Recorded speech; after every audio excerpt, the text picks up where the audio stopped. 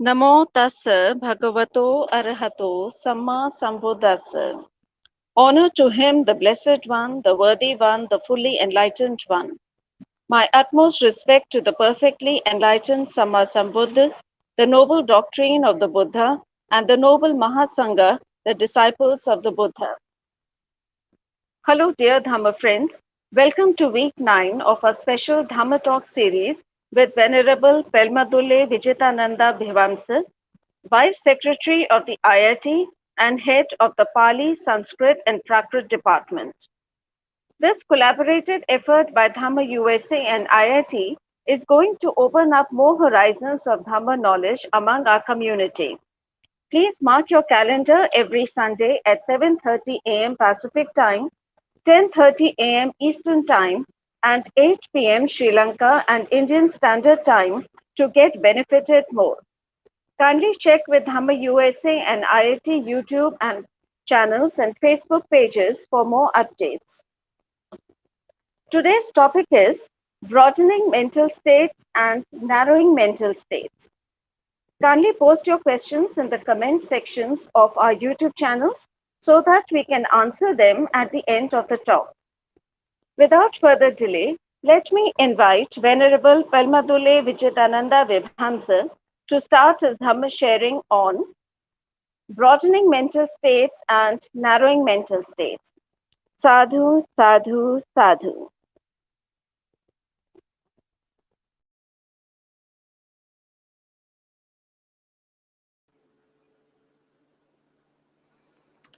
Okay, thank you, Poonam Sood, for your introduction. So this is the 9th week of this Dhamma Talk series. And this is the 7th Dhamma Talk conducted by IIT, International Institute of Theravada, in collaboration with the Dhamma USA. So let's start our Dhamma Talk by reciting Namo Tassa 3 times. Let's pay our homage to that great teacher, the Gautama Buddha, by reciting Namo Tassa. Namo Tassa Bhagavato Arahato Samma Sambuddhassa. Namo Tassa Bhagavato Arahato Samma Sambuddhassa. Namo Tassa Bhagavato Arahato Samma Sambuddhassa. Okay, so the topic of today's Dhamma Talk is broadening mental states and narrowing mental state. So in my last Dhamma Talk, we learned about some Buddhist teachings, combining them with a scientific theory, specifically a psychological theory. So today also I'm going to do the same. We are going to learn some Abhidharmic teachings, some Abhidhamma combined with a psychological theory. So we will learn about mind and mental states. At the same time, we will combine that knowledge found in the Abhidhamma scriptures with the psychological theory called as broaden and build theory. Broaden and build theory. So before plunging into the topic, I will take few minutes to introduce this theory, which is called as broaden and build theory. So it's a positive psychological theory. Positive psychology is a branch of psychology which focuses on the positive side of our life. So this theory says that the positive emotions that we experience in our day-to-day life can broaden our thoughts. That means they can open up our thoughts.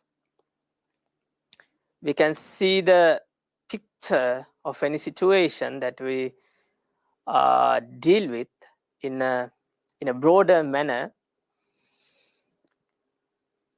So what are the positive emotions? Positive emotions, I'm still in the psychology side. Positive emotions are emotions such as happiness, joy, interest, and so on. So when we experience those good emotions, so positive emotions, so happy emotions, we tend to become broader. That means our thought pattern becomes broader. We are not narrowed to specific things. We can think in a broad manner. We can understand things well. We can have a broad understanding about what we are experiencing and what we are dealing with. So that is the broadening part. And what is building in the broaden and build? Building means when we experience these positive emotions again and again, that eventually help us to build our personal resources. Personal resources. Personal resources means the resources within ourselves and outside ourselves that can help us to improve, and that can help us to be resilient, that can help us to face adverse situations in our life, that can help us to face the challenges we have to face in our day-to-day life. So those are the personal resources.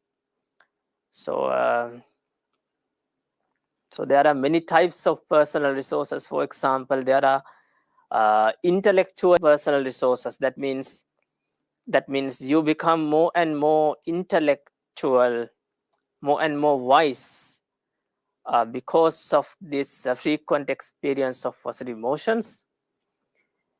And you can have a better understanding about your life and the situations you experience in your life. So these are this understanding and this wisdom is categorized under intellectual resources. And there are some physiological resources. That means the resources related to your body. So if you frequently experience good emotions, positive emotions, what will happen is that this will help you to be more healthy. Specifically the cardiovascular health, the health of your heart, and also the overall health. So this is this category is the physiological resources. Experiencing positive emotions again and again will help you to build physiological resources. You will be more and more healthy. And another resource is social resource. Social resources. That means because of this experiencing of positive emotions, you will have not all positive emotions, but there are some types of positive emotions that will help you to have more friends who can help you in when you have to face an adverse situation or challenge in your life. So these are called as social social resources. So experiencing of positive emotions again and again can help you to build these resources. And when you have these resources with you, what will eventually happen is that whenever you feel upset or whenever you feel down, whenever you have to face an adverse situation in your life,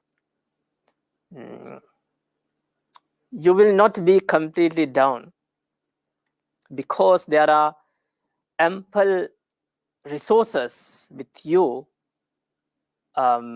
which can help you to come back to the normalcy. So this is the building effect of the positive emotions, broadening and building. So this broadening and building will help you to live a more happier life, healthier life, a flourishing life. These two effects will help you to help your well-being, overall well-being, and this in turn will cause many positive emotions to appear within yourself. So this is like a cycle.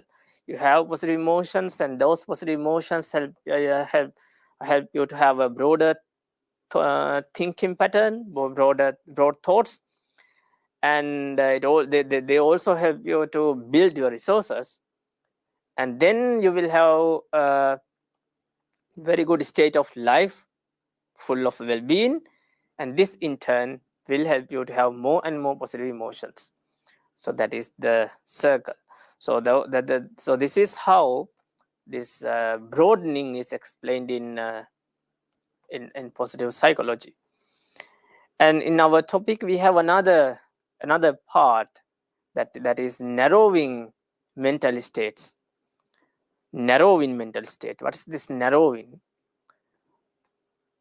Psychology also says that the negative emotions we experience in our day-to-day life have this narrowing effect, which means you will have a very narrow picture of the situation you are dealing with. If you are experiencing negative emotions, if you are in a negative mood, so for example, anger is a negative emotion. So when you are angry, you will have a narrow picture about the things that are happening. So that is a narrowing nature or narrowing effect of negative emotions in psychology. So these are the two opposite effects of positive emotions and negative emotions. So that is a brief explanation about the theory, what I'm going to combine with our Buddhist teachings today.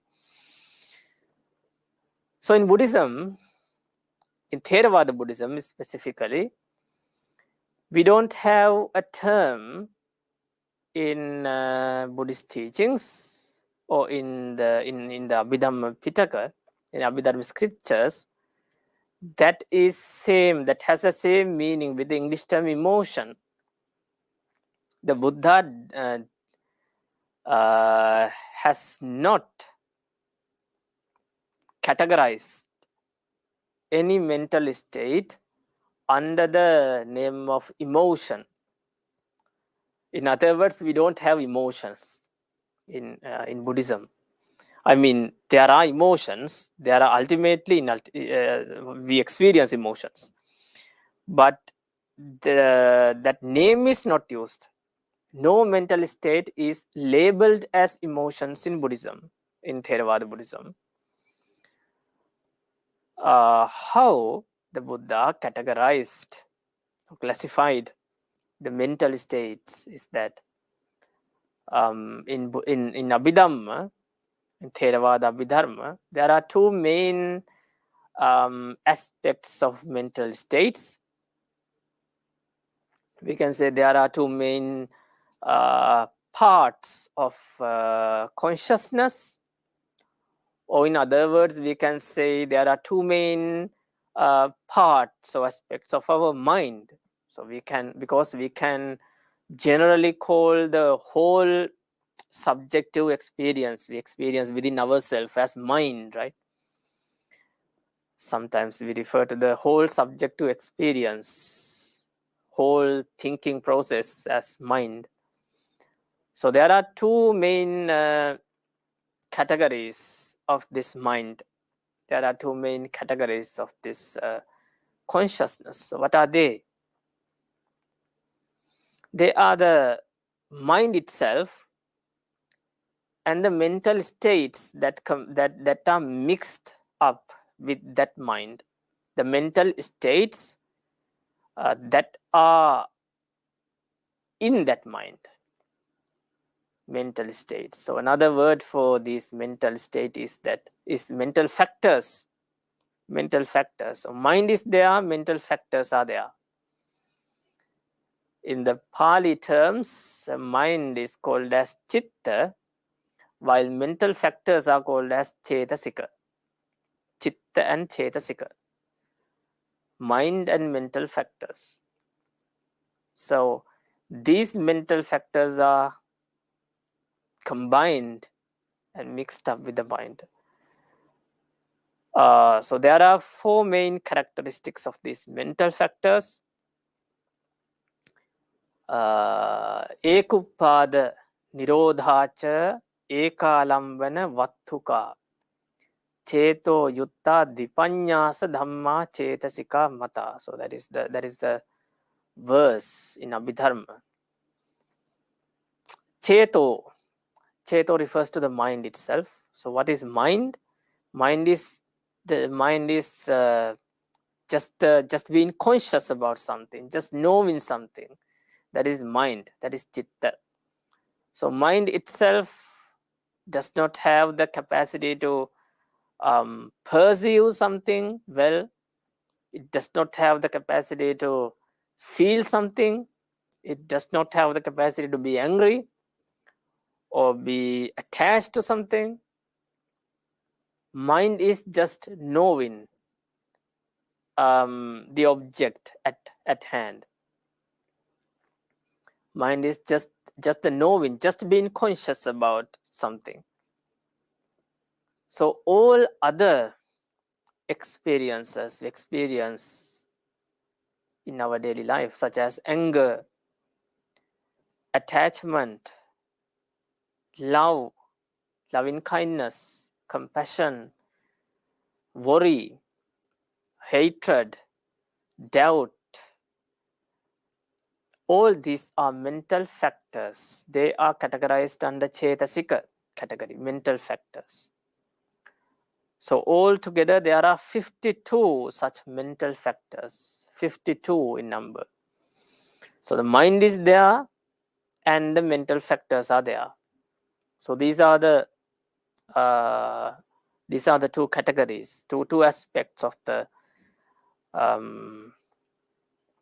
mind, or we can also say two main components of the consciousness.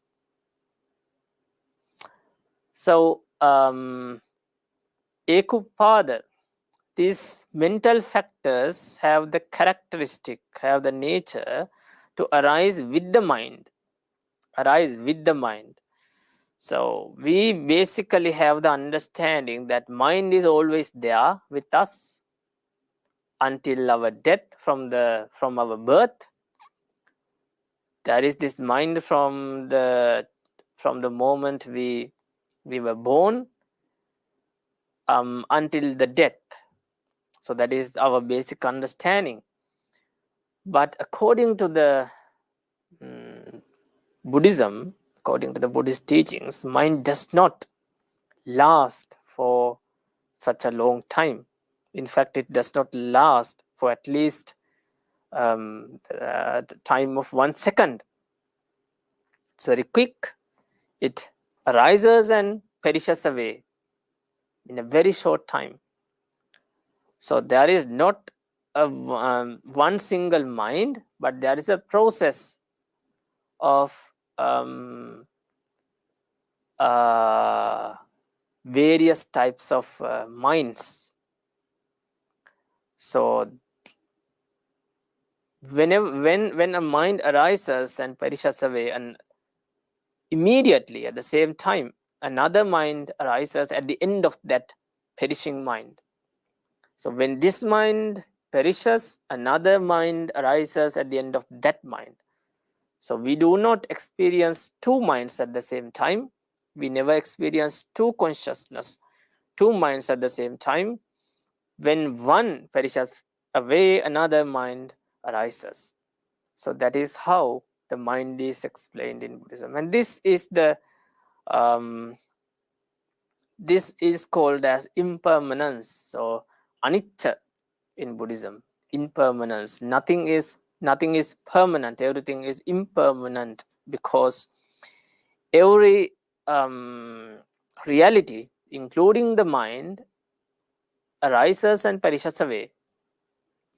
So when the mind arises, together with that mind, some mental factors also arise. So the arising of the mental factors happens at the arising of the mind. So this is one characteristic of the mental factors. Another characteristic is that eka nirodha. Eka nirodha means they perish away at the same moment. When a mind arises and perishes away, all the mental factors that arouse with the mind perish away.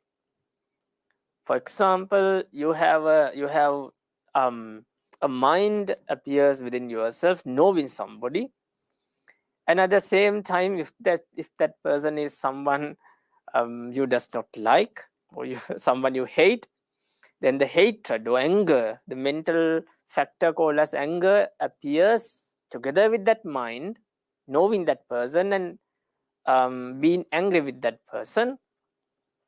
And when that knowing perishes away, that anger also perishes away.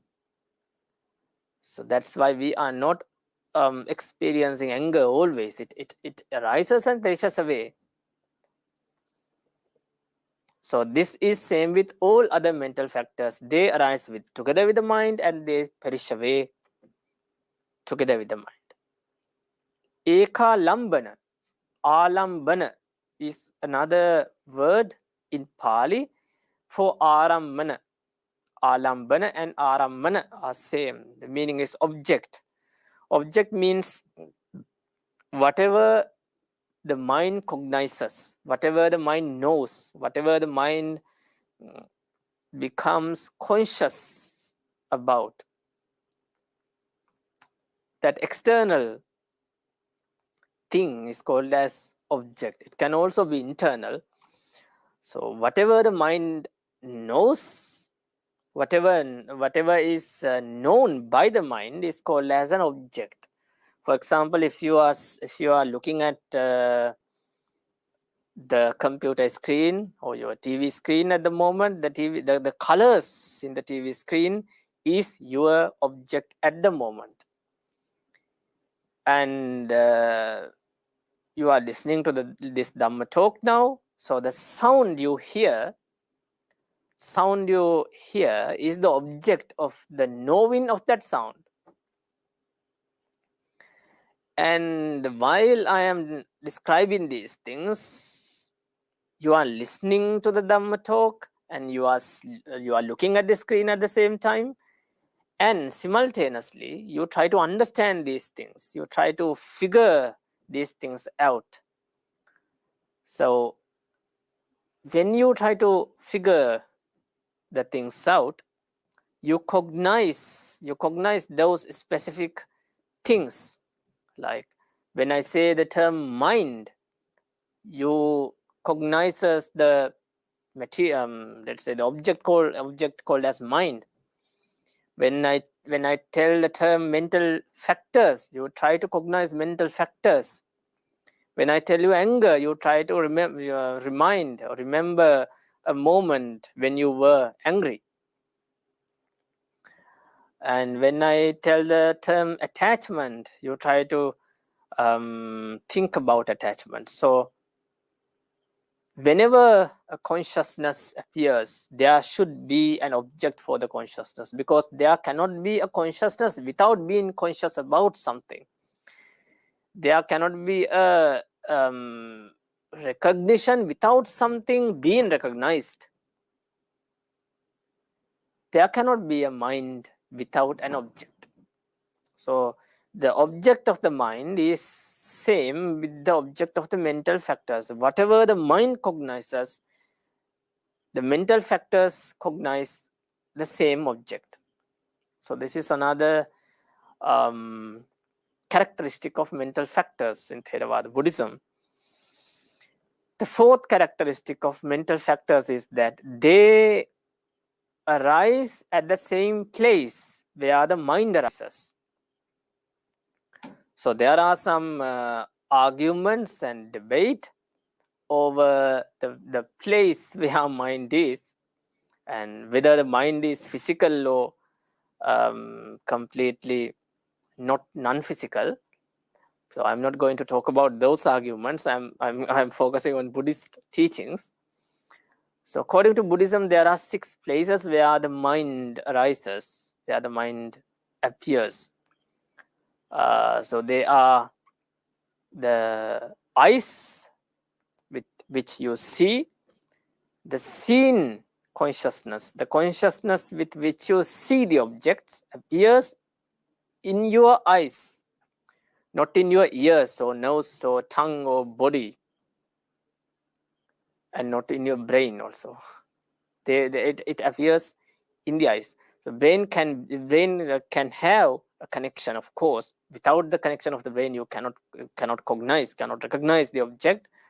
But the initial recognition, initial seeing, initial knowing of the object appears in the eyes. And initial recognition of the sound appears in your ears. So like this, there are some places for the mind to arise, appear. So the mental factors that appear together with the mind appear in the same place where the mind appears. For example, there are, according to the Theravada teachings, there is a category of the mind which appears in the heart. So all the mental factors combined with that mind appears in the heart. When a mind appears in your eyes, the mental factors that are combined with that mind appear in your eyes. So that is the fourth characteristic. So these so whatever having these 4 characteristics is called as a mental factor. A mental factor. If it is a mental factor, then it should have these 4 characteristics. These 4 characteristics.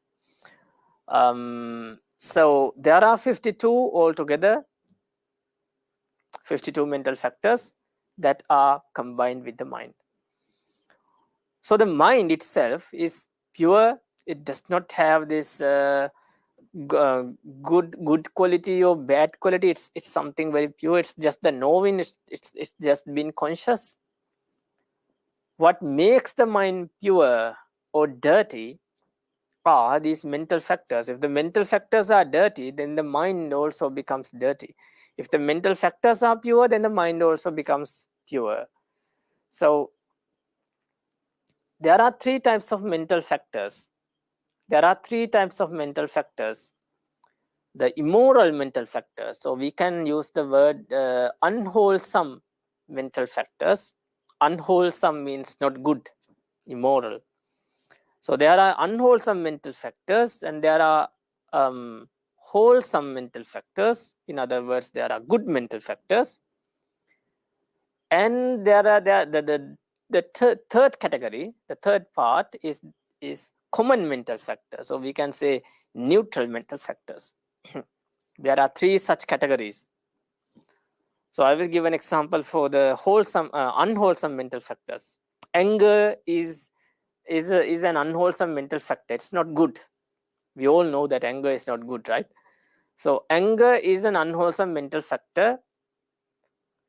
When anger is combined with a particular mind also becomes dirty.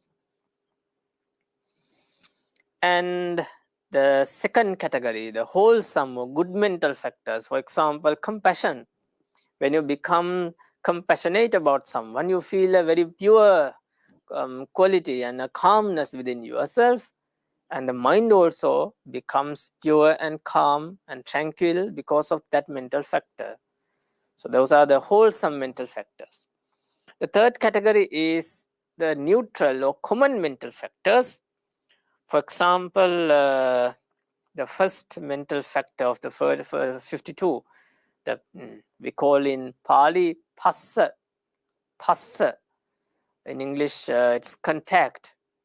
So to know whatever object, you should have the contact with that object. So this is a mental factor called as phassa. Let's take another mental factor which is more obvious: feeling. So feeling, I do not refer to the sometimes the English word feeling is refers to the refer to emotions such as love, and there are such emotions also, but not them. The feeling means the happiness or the sadness. That feeling in Pali, it is called as Vedana. Feeling. So feeling is a common mental factor, neutral mental factor. It is not it is neither good nor bad. But this category, the third category, I told them common mental factors, right? So when these common mental factors are mixed with unwholesome or wholesome mental factors, the first category and the second category, they also become unwholesome or wholesome. So the third category, common mental factors such as feeling,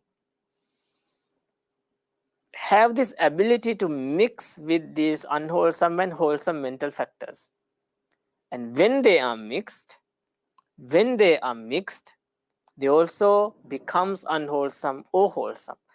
But this unwholesome and wholesome, the first category and the second category, can never mix. They never mix. They are always apart from each other. They do not arise together, or even an unwholesome mental factor does not arise immediately after wholesome mental factor. Same with the wholesome. It does not, those mental factors do not arise immediately after unwholesome mental factor. So they are far away from each other. They do not mix. But the common mental factors have this ability to mix with the first and the second categories. And when the common mental factors are mixed with the first category, unwholesome mental factors, they also becomes unwholesome. They also become bad. And when these common mental factors are combined with wholesome category, they also becomes wholesome. They also become good. So these are the three types of mental factors taught in the Theravada Abhidharma, Theravada Buddhism. So what we are going to do now is to focus on that narrowing effect and the broadening effect, right? Narrowing mental factors and broadening mental factors. So these unwholesome mental factors, so let's say unwholesome mental states, not only mental factors, but together with the mind, all mental states which are unwholesome are taught in Buddhism as having this narrowing effect. There is no single word in Buddhism to mention for this narrowing effect, but there are hundreds of suttas, hundreds of discourses of Lord Buddha, which teach that these unwholesome mental states have this narrowing effect. For example, let's take the unwholesome mental factor, Chetasika, called as Lobe. So I'm focusing on the unwholesome states first, and then we will move to the wholesome states. In other words, we will focus on the narrowing effect first, and then we will move to the broadening and building effect. So when we take the emotion or the mental factor called as Lobe, Lobe is the attachment. Attachment. This is always an unwholesome mental factor. This is always bad according to Buddhism. This is immoral. So think of a time where you were attached to someone. If you are attached to someone, this attachment or this craving for someone, clinging to someone makes you narrow down, can makes your thought pattern narrow down. So this is how sometimes we tend to see the person who we love, the person who we are attracted to, as the most attractive person in the world, right? So that cannot be true. There are many attractive and many beautiful people in the world. There are thousands of such people, but when we are attracted to someone, we are so narrowed down to that person, that object we are attracted to, so that we see that person as the most attractive person or most loving person in the world. So this is the narrowing nature of the Lobe, attachment. We want to make that object ours by doing whatever it takes. We are so narrowed that some people commit crimes because of the person they are attached to. They want to make that object theirs, and because of that they can do whatever it takes. Maybe killing someone, or stealing, or whatever immoral thing it takes to make that object theirs. They will do that. So this is the narrowing nature. You will not see the adverse consequences, the painful consequences that you will have to face by doing those immoral acts when you are overwhelmed by Lobe. So there is a verse in the Pali scriptures uttered by Lord Buddha, that is Luddho attang najanati, Luddho dhammang napassati, Andha tamang tada hoti, yang lobho sahate narang.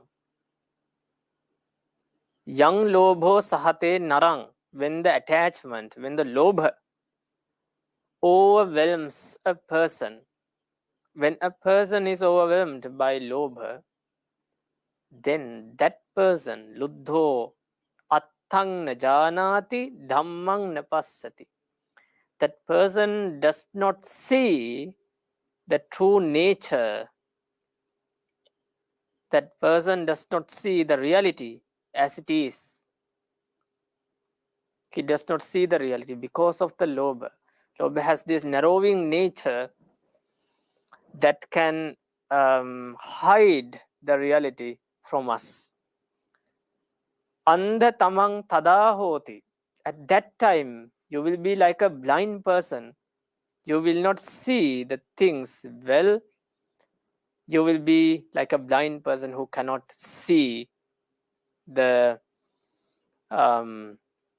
nature in front of their eyes because he is blind. So when you are overwhelmed by lust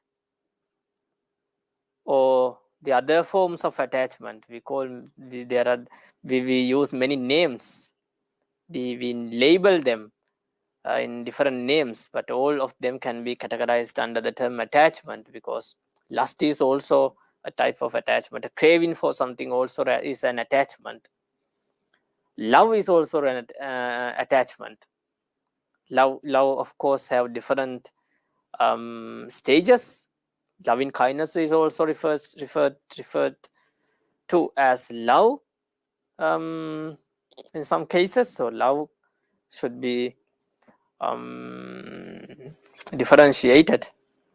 It should be categorized under wholesome and also under unwholesome factors. But I wanted to say is that there are several names for this attachment, but all of them can be categorized under the term attachment. So no matter which category, which part, which aspect of attachment, you will be narrowed down by this attachment, and you will not see the true nature as it is. When you are attached to something, you will be blind and you will not see the whole picture of the situation, and you will have that urge within yourself to make that object or person yours, or to have that experience which is pleasant, to see that to see that picture, to see that scene which is pleasant, to listen to that sound which is pleasant. So whenever the attachment appears, it has this narrowing nature, and but the extent to which you are narrowed depends on the extent of your unwholesome mental state. If it is very strong, if you are experiencing robust unwholesome mental factors, then the narrowing effect will also be robust. It will also be strong. And if it is weak, if the mental factor, if the attachment is weak, then the narrowing also will be weak. For example, if you are just attached to let's say you are attached to a person, but that attachment is not that strong, you have a mild attachment to someone, then you will not be that blind comparing to a situation where you were attached very much, and you will be able to see the picture, see the situation to some extent, and you will be able to make a better decision. But if you are attached very much, then the narrowing effect will also be there very much. So that's about Lobe. Let's take another mental factor, dosa, hatred. Hatred is also in this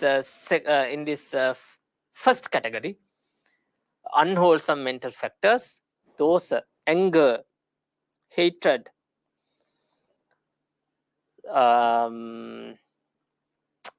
both are similar when they are referred to dosa. Dosa is the Pali term. We translate it as anger or hatred. So this anger is also in the unwholesome category. I should also say that according to the Abhidharma, in Abhidharma texts, you will see the common category as the first category, and then comes the unwholesome category, then comes the wholesome category. But in today's Dhamma talk, I took the unwholesome category first, and then wholesome category, and then the common category.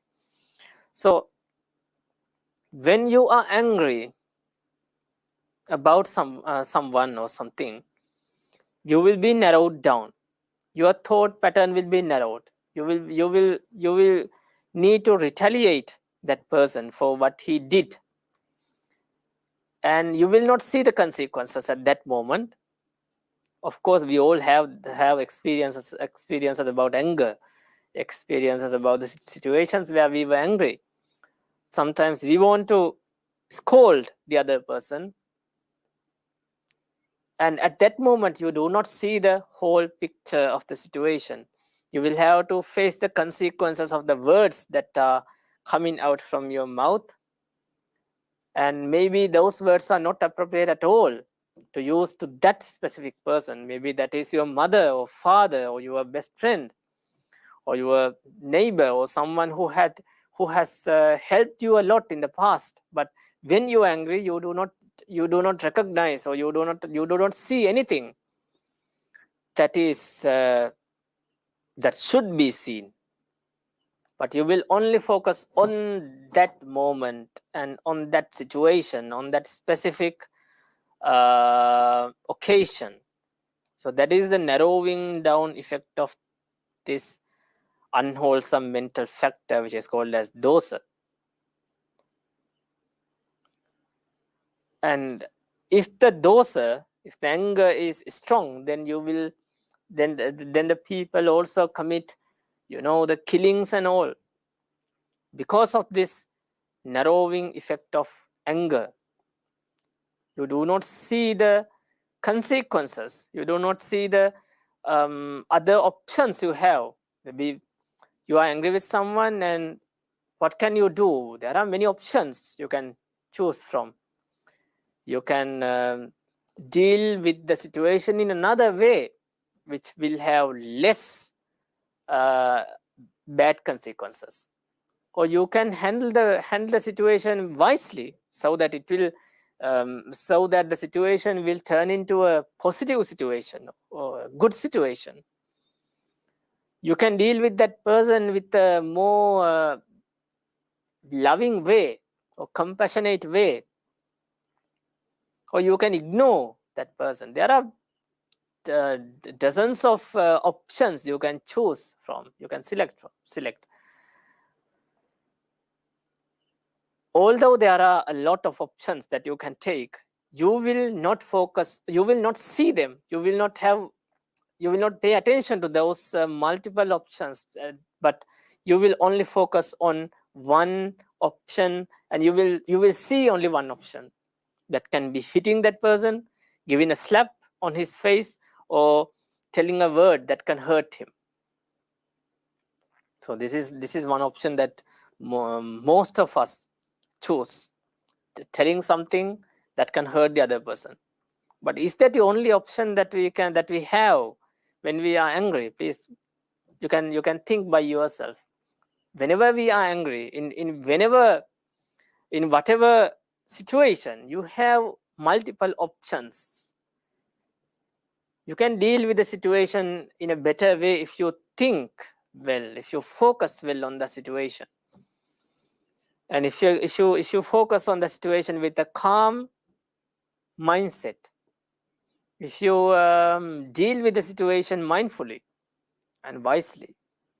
But the thing is that these mental factors which are unwholesome have this negative, have this narrowing effect, which makes you narrow down to that specific response or option, which will eventually have very negative consequences. But can't this be controlled? Aren't there any solutions? There are solutions. Even though these unwholesome mental factors have this narrowing effect, if you understand this well, if we understand the narrowing effect of these unwholesome mental factors, when we experience them, this will come to our mind. When we are attached to someone, this will come to our mind. This is the narrowing effect of the unwholesome mental factors. I should not decide depending on this emotion, because it does not see the overall picture. It cannot see the whole picture. So I should not decide just depending on attachment. I should not decide on something just depending on anger, because anger has this narrowing quality, narrowing effect. You will not see the best option when you are angry. So that's why the Buddha mentions in the verse Anatta Janano Doso, the second verse in the same sutta, Duttho Attang Najanati, Duttho Dhammang Napassati, Andha Tamang Tada Hoti, Yang Doso Sahate Narang. When a person is overwhelmed by anger, that person does not see the true nature. That person does not see what's going on. Well, of course, there is consciousness, there is knowing, you know something, but that's not the whole picture. Andha tamang tada hoti yang doso sahate nara. You will be blind, you will be like overwhelmed by darkness when you are angry. Anger is similar to a darkness. When it is dark, you cannot see the objects even that are nearby you. In the same manner, when you are angry, you do not see the options, multiple options that you can take to deal with that specific situation. You will see only one object. That's like in anger, you don't see like let's say in your room there are various let's say something like this. In a room there are many comfortable chairs,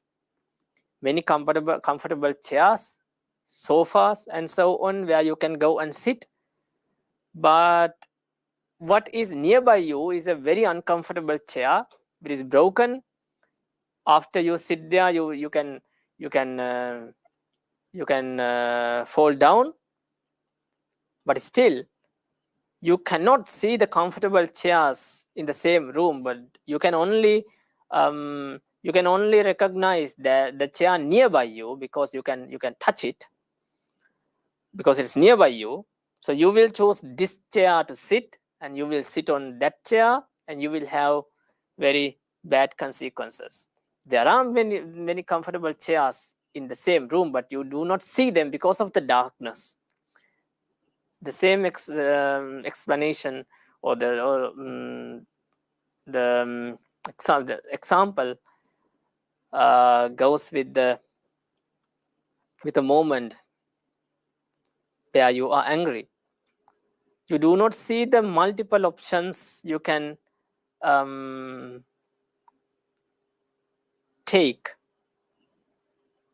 to deal with that specific situation, but you see only a very let's say narrowed option. That is the nature of these unwholesome mental factors. They are like, they narrow you down, and also they narrow the options which are there. So you will see only one option which tend to be tend to have many negative consequences. So that's about dosa. And altogether there are 14 such mental factors. So I'm taking one by one from them. I'm not going to talk about all unwholesome mental factors, but let's take another mental factor named Issa. Issa is the envy. Envy. When you are envious about someone, Issa is also translated as jealousy. But I will use the term envy because jealousy also is used in other places in the language. So envy means you are not happy with someone else's happiness, someone else's success. Let's say your neighbor wins a lottery and you feel very uncomfortable with that. Or your friend passes an exam and exam which you did not pass, you will feel very uncomfortable about that. Or let's say if a person in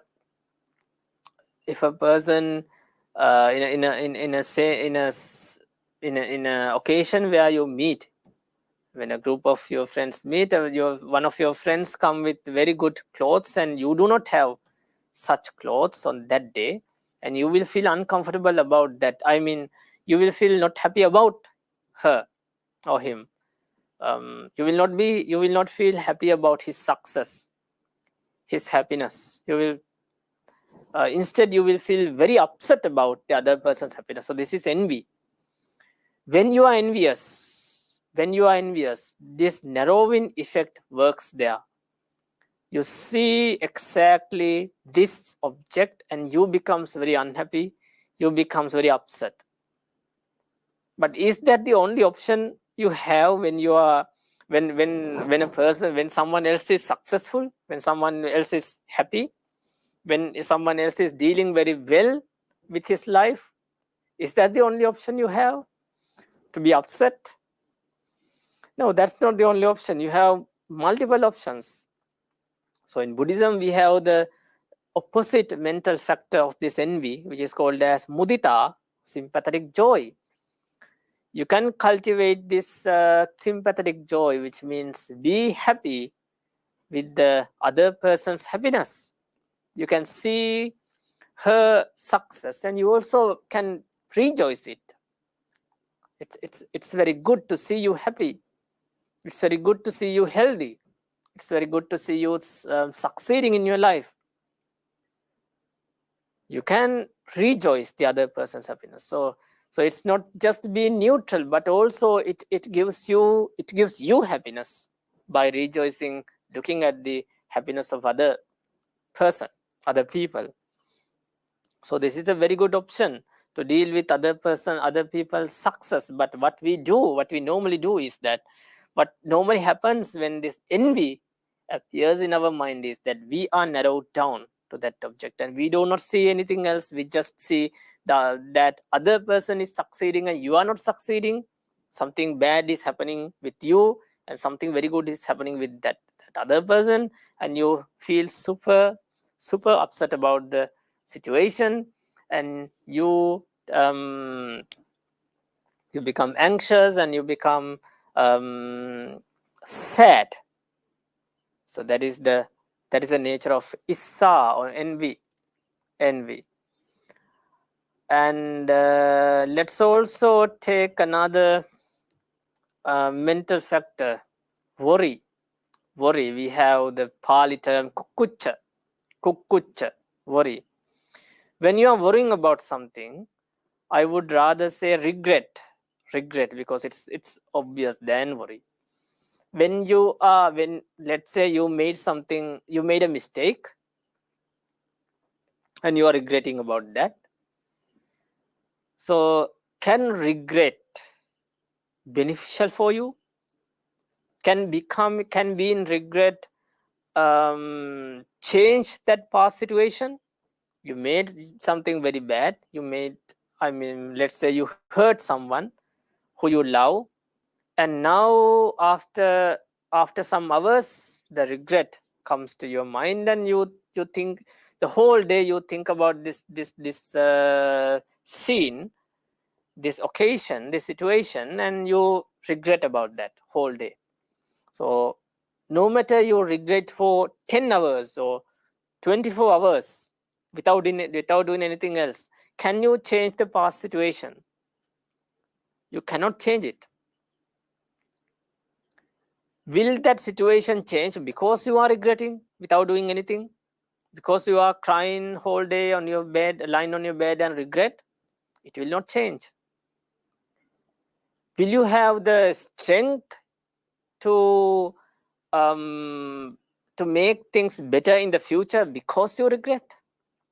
No. Just being regret does not make you strong. It rather makes you weak. But still, don't we regret? We do regret. When we do something bad, when we did something badly, when we were not able to make something well, when we make a mistake, we tend to regret. At that moment of regretting, if I come to you and tell this story about regret and tell you to just forget it and focus on something else, or read a book or watch TV, it will be very difficult to convince you, because of the narrowing nature of this unwholesome mental factor. You will be so narrowed to that exact situation, and you will not see other options you have.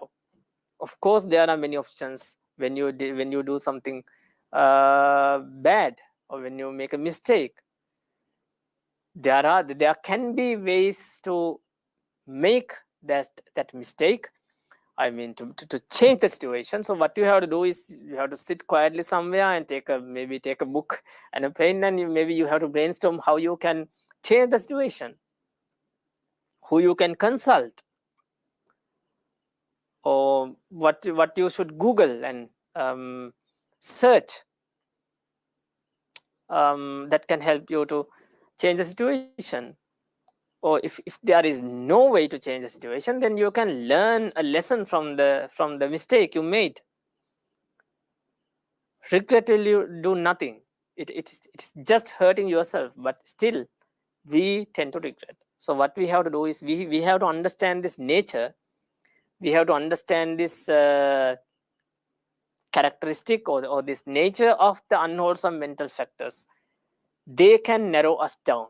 They can narrow our thought patterns down. And because of this narrowing effect, we tend to make very bad decisions, very weak decisions in our life. And this is a very how to say this is a reason for most of us to fail in our life. We make wrong decision at the wrong time, depending on the unwholesome mental factors, unwholesome emotions, or other words, negative emotions. And those emotions only focus on very little aspect of the situation. They have that narrow vision, and we make decisions depending on that narrow vision.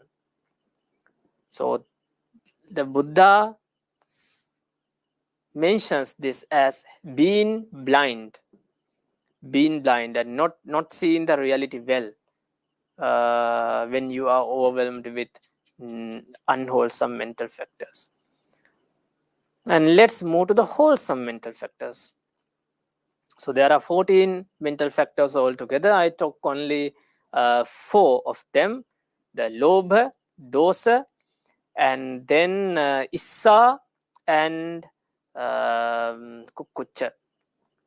Attachment, then anger, then envy, and then the regret. So you can think about other unwholesome mental factors also, and you can apply to yourself. You can think about a time when you were in unwholesome mental state, and try to figure out how these unwholesome thoughts behave. They behave in a narrowing manner. But in contrast, the wholesome mental factors have this broadening effect. That's what we mentioned in the topic as broadening mental factors. Wholesome mental factors can broaden your vision. Let's say, so there are 25 wholesome mental factors altogether. I will take few of them and describe about this broadening nature of the wholesome mental factors. Sati, mindfulness, is the second second wholesome mental factor. Saddha is the first one according to the Abhidharma. Saddha, and then comes Sati, mindfulness. When you are mindful, think about a time you have experienced mindfulness. If you are mindful, your thought pattern is so opened up. You are open to any experience. You can experience anything very calmly, and you can accept the true nature as they are, no matter what's happening. If you are mindful, if you can look at the situation mindfully, you can experience by yourself this broadening nature. It broadens you. It broadens your vision. When you are dealing with the situation mindfully, you can see the whole picture of the situation. You will have the we call it bird's eye vision, right? Like a bird looking down from the sky. It can see the whole picture. Likewise, if you are mindful and if you focus on the situation mindfully, you will see the whole picture. So mindfulness have this effect called as broadening. And then take another mental factor, let's say loving kindness. If you are full of loving kindness, if you are dealing with someone with loving kindness, it's broad, it's not narrowed like the attachment. When you are attached to someone, you will want to make that person yours. Let's say if that person talks with someone else, then you will that scene will hurt you. You will have to worry always about that person, and you will be restless in your mind thinking about that person. Whole thought pattern will be narrowed. But think about loving kindness, it does not have all these worries. Loving kindness does not make you worry about someone. There can be a like little worry about your family members and others, but that's also because of the attachment. If you truly love someone, I mean with loving kindness, with genuine loving kindness, there will be no worries. Worry will not be there. It's just wishing the happy to the other person. It's just wishing the other person to be happy, to be healthy, to succeed in life. And if he does not succeed, you will maybe you will feel like you want to help him, or you can focus on the ways you can help him, but you will not worry, or you will not be that sad, and you will not be narrowed, but you will feel that broadening effect within your mind. You can see the whole picture if you have true loving kindness. Same goes with compassion. If you are compassionate about someone, you will have a broad picture about the situation. You will think about the ways you can help the person to get rid of the adverse situation. Right? So this is a broadening nature of the mental wholesome mental qualities. All the wholesome mental qualities have this broadening nature. They broaden our thought pattern.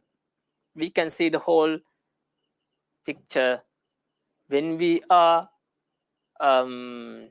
experience the wholesome mental factors. So the thing is that if you want to make good decisions in life, if you want to spend a life wisely, what we have to do is we have to cultivate these wholesome mental factors.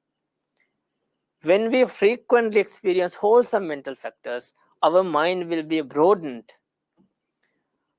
Our thought patterns will be broadened. We always will be able to see the whole picture of every situation, every occasion we face, we deal with.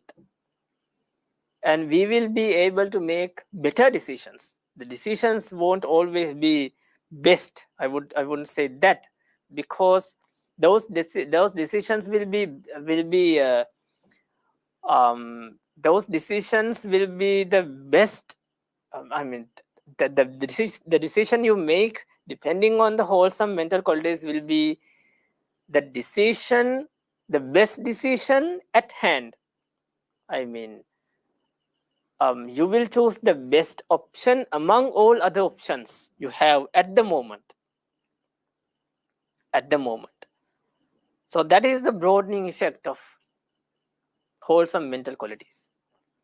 So when you frequently experience these broadening wholesome mental factors, what will eventually happen is that your personal resources will be built. For example, if you loving kindness is a good example for this also. If you are someone who cultivate loving kindness,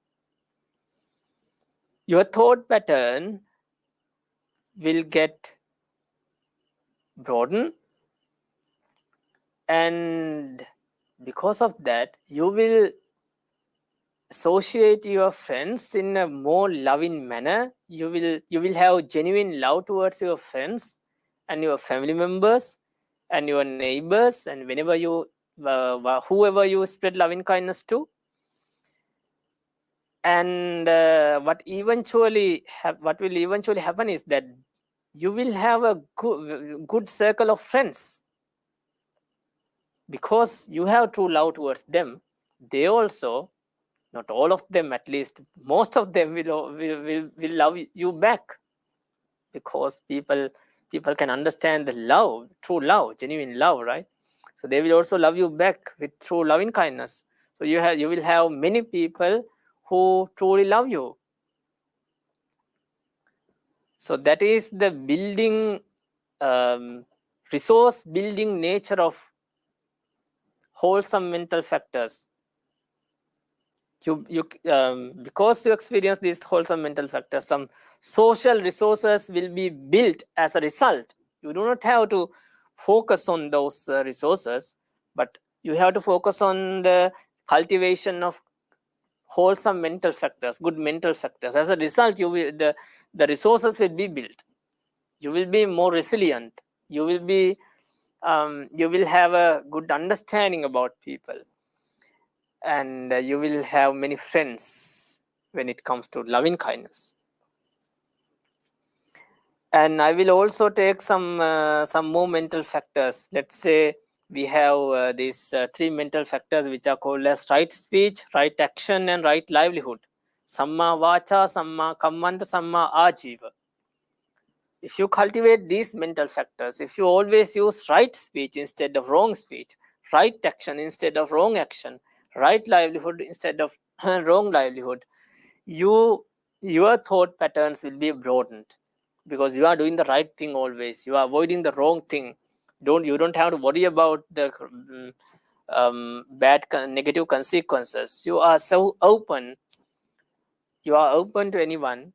You don't have anything to hide regarding your words, actions, and livelihood. So you will be a broadened person. Your thought patterns will be broadened, and your resources will also be built as a result, because you are a person who uses right words, right actions, and right livelihood. You will have many people who trust you, who believe you.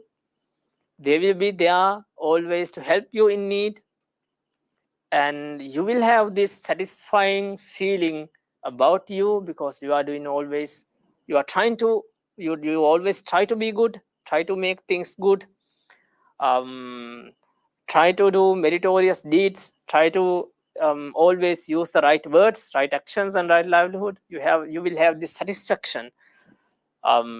So if you have to face a challenge, or if you have to face an adverse situation in your life, this satisfying feeling of you will be there to help you.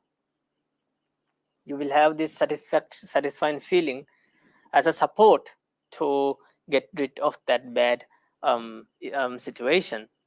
So this is the building nature of resource building nature of wholesome mental factors. So there are many other wholesome mental factors we can describe for hours about the broadening and building nature of them. But I'm going to stop here by these few wholesome mental factors, but you can focus on yourself, you can focus on your own experiences, and think of the times where you were more broadened, and where your resources, personal resources, intellectual resources, and physiological resources, and also psychological resources were built. So when you are mindful, when you are cultivating loving kindness, when you are cultivating compassion, or sympathetic joy, or equanimity, or other wholesome mental factors such as confidence, saddha, effort, virya, or concentration, or wisdom, you will feel this broadening nature of those mental factors. You will not be narrowed. You will have this broadened thoughts. You will have this broadened thought patterns. And as you develop this, the broadening nature of your thoughts will also be developed more and more.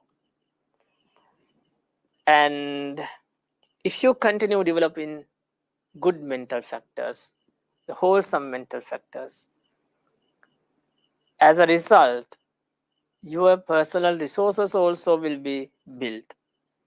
So, for example, as we discussed under loving kindness, you will have many good friends, and you will have a very good heart at the end. Very loving, genuinely loving heart, and you will have this satisfactory feeling remaining in your heart. So try to think about some experiences you have about these wholesome mental factors. So that is the end of today's Dhamma talk. So the key takeaways of the Dhamma talk are that there is this theory in psychology which is called as broaden and build theory, and that says that positive emotions can broaden us and build our personal resources, whereas negative emotions can narrow down us. In Buddhism, we don't have a similar term for emotions, but we have mind and mental factors. So mind is pure, but it becomes dirty or good because of the mental factors that are mixed up with it. And the mental factors, when it comes to mental factors, there are three main categories: wholesome mental factors, unwholesome mental factors, wholesome mental factors, and common mental factors.